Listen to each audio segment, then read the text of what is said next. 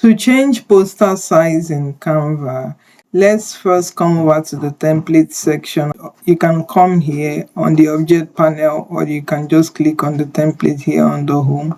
I would select this to open up the templates, and you want to search for poster. So you will see all these beautiful styles of poster come up. So whichever one that grabs your attention. For me, I'm just going to select this poster, and from here you can see the size of this poster. This is an A2 poster.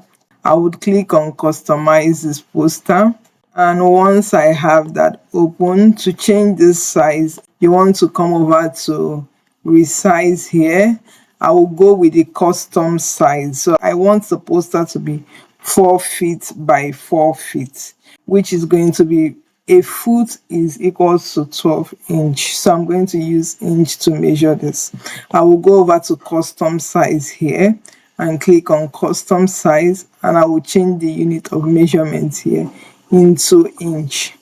From here, I'm going to now put in what 4 feet means in inch, which is 48 for the width here.